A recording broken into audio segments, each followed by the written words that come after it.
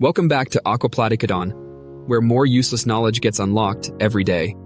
Today, we're diving into the fascinating world of smart manufacturing and exploring how different countries have approached this game-changing transformation.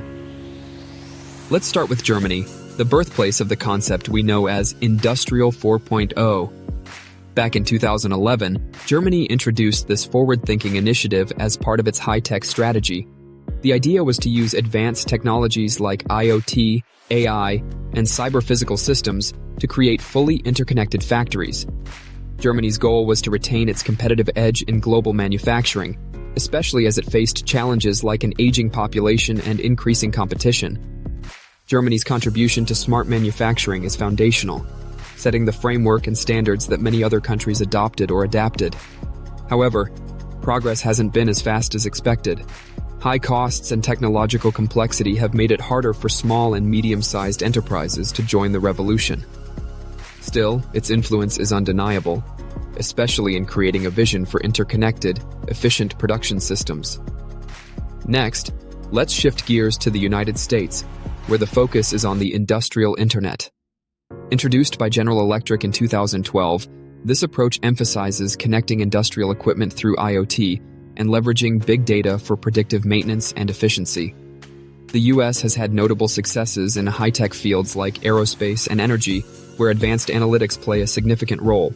For example, industrial platforms like Predix have optimized workflows and minimized downtime for critical equipment.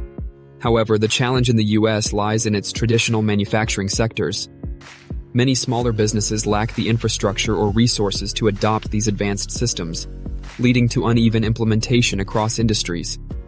Despite this, the U.S. remains a leader in software-driven innovation, offering solutions that drive efficiency where implemented. Now on to Japan, a country renowned for precision and quality. Japan's approach to smart manufacturing focuses on robotics and modular solutions.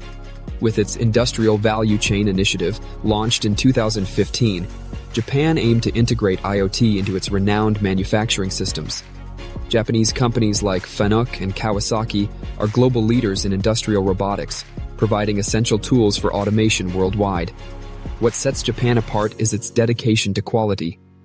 While progress might seem slower compared to other nations, the emphasis on refinement and reliability ensures long-term success. However, cultural conservatism and high upfront costs can sometimes slow adoption, especially among smaller enterprises. Finally, let's talk about China, a latecomer to the game but a fast learner. In 2015, China introduced Made in China 2025, a strategy heavily inspired by Germany's Industrial 4.0, but adapted to its unique manufacturing landscape. By leveraging policy incentives and massive investments, China has rapidly modernized its industrial base. Fields like electric vehicles, consumer electronics, and logistics robots have seen remarkable growth. China's strength lies in its execution. With a vast supply chain and a focus on cost efficiency, many smart manufacturing initiatives have reached large-scale implementation. However, challenges remain. Deep innovation and core technology breakthroughs are areas where China still needs to grow, but its progress so far is undeniable. So, where does this leave us? Each country's approach to smart manufacturing reflects its unique strengths and challenges. Germany laid the groundwork with a visionary framework. The US excelled in software and data analytics. Japan's robotics and precision engineering set the standard for quality, while China demonstrated the power of scale and execution. Looking ahead, the future of smart manufacturing will likely depend on international collaboration.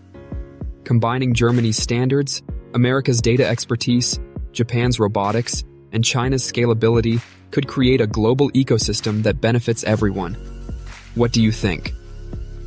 Are these approaches complementary or competitive? Let me know in the comments below. Don't forget to like, subscribe, and share Aquaplaticodon for more intriguing discussions. Thanks for watching, and I'll see you in the next one.